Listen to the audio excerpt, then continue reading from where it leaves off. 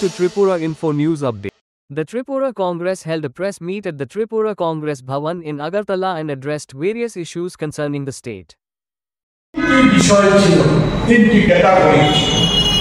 একটা হচ্ছে যে 2024-25 সালে ভারতের ছোট বড় সব কয়টি রাজ্যে তিনটি ক্যাটাগরিকে স্বচ্ছ লীনা শহর, স্বচ্ছ শহর বা প্রমিসিং স্বচ্ছ শহর।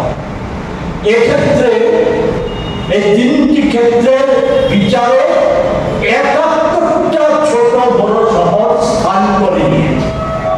আমাদের দুঃখই বলুন, পরিতাপই বলুন, আর তথাকথিত অহংকার বা গর্বই বলুন, আমাদের স্মার্ট সিটি গর্বের যে আগরতলা 71টার মধ্যে স্থান নেই। ত্রিপুরার নামটা লেখাতে পেরেছে একমাত্র হুয়াই শহর, যে প্রমিসিং স্বচ্ছ শহরের তালিকায় নামটা বলতে পেরেছে। এই ক্ষেত্রে আমাদের একটা জিজ্ঞাসা আপনাদের মাধ্যমে রাজ্য সরকারের কাছে জিজ্ঞাসা।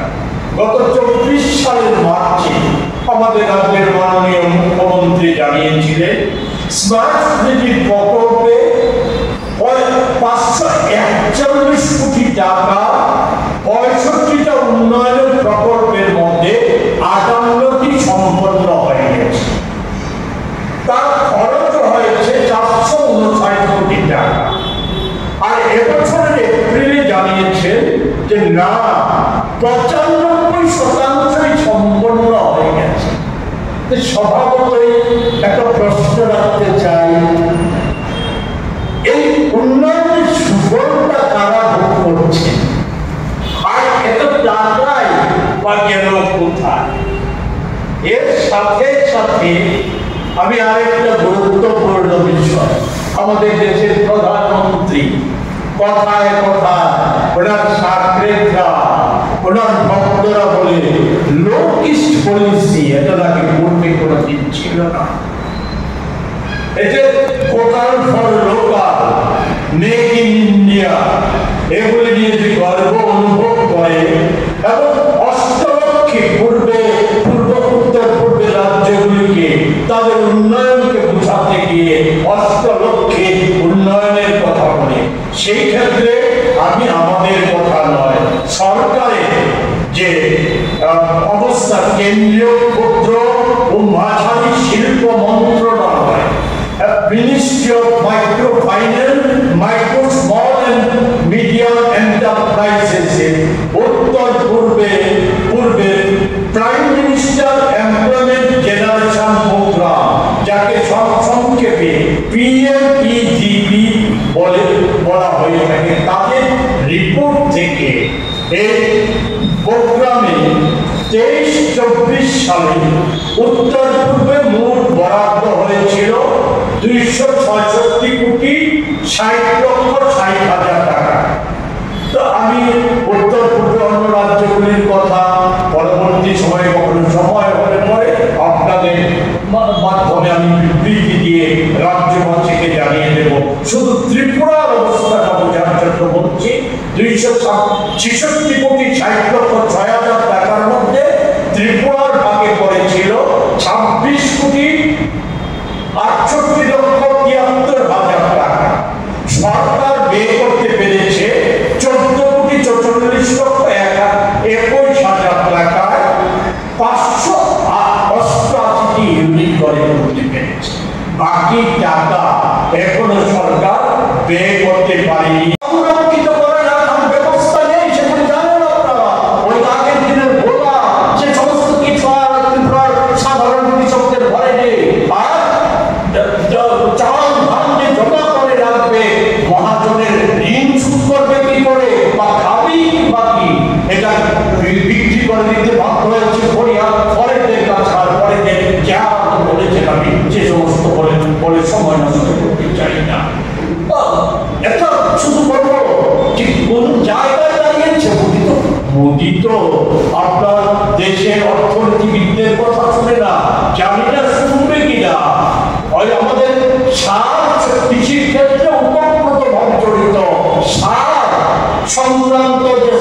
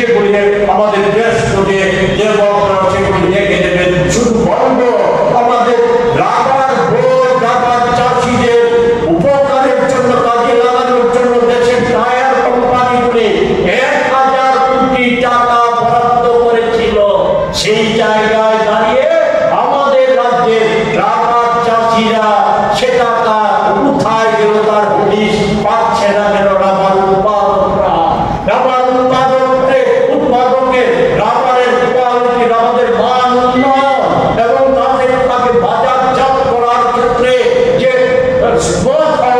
রাবার প্রসেসিং যে ব্যবস্থাগুলি যেগুলি চালু ছিল সেগুলি আজকে আর কিছু নেই। এই জায়গায় দাঁড়িয়ে আমরা কৃষক, আমাদের কিষাণ কংগ্রেস, আদিবাসী কংগ্রেস খুব সহসায় এই সমস্ত নির্দিষ্ট দাবি দেওয়ার ভিত্তিতে রাবার বোর্ডে প্রাথমিকভাবে রাবার বোর্ডে আমাদের দাবি দেওয়ার ভিত্তিতে প্রতিনিধিমূলক আমাদের ডেপুটেশন দেওয়া হবে। তার সাথে সাথে আমাদের আদিবাসীদের অন্যান্য দাবি দেওয়ার সাথে রাবার শিল্পকে পুনরুজ্জীবিত করা, রাবার চাষিদের রক্ষা করার ক্ষেত্রে আমাদের কৃষক সভা এবং আদিবাসী কংগ্রেস যুক্তভাবে রাজ্য জুড়ে সেখানে আমাদের আন্দোলন গড়ে তোলা ছাড়া অন্য কোনো পথ খোলা নেই।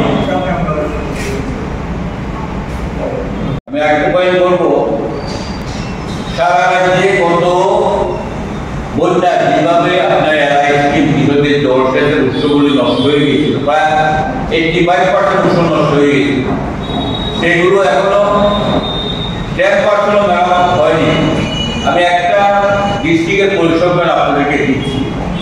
আপনি গোয়া ডিস্ট্রিক্ট, গোয়াতে টোটাল স্ট্রিম হলো 42, 22টা রানিং, 20টা নট রানিং, 84 করে টোটাল হলো 20টা, 13টা নন ফাংশনিং, 7টা মাত্র ফাংশনিং।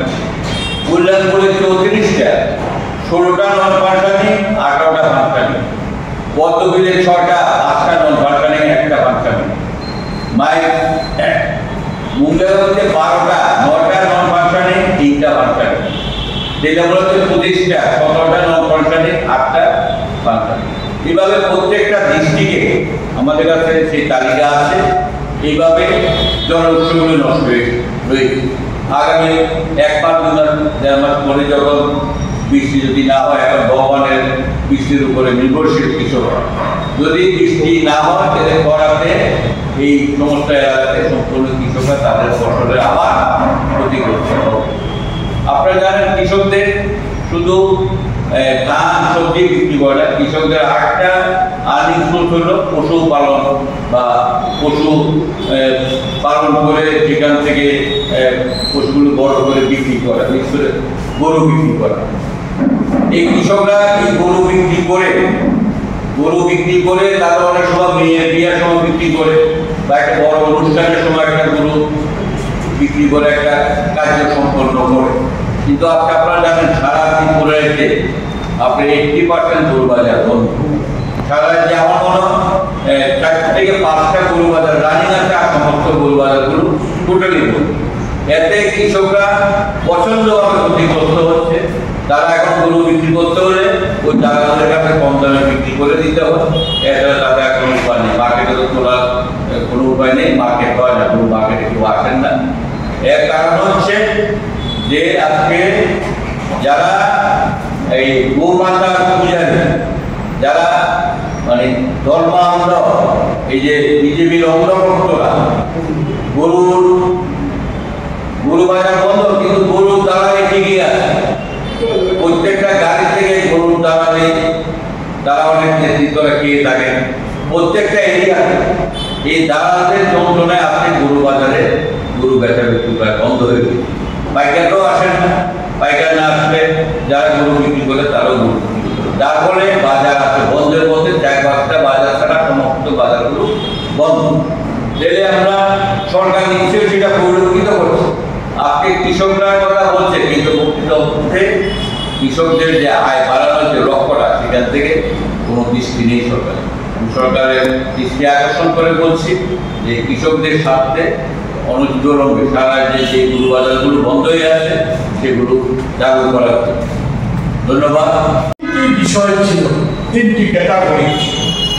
একটা হচ্ছে যে 2024-25 সালে ভারতের ছোট বড় সব কয়টি রাজ্য 3টি ক্যাটাগরিকে স্বচ্ছ লীনা শহর, স্বচ্ছ শহর বা প্রমিসিং স্বচ্ছ শহর।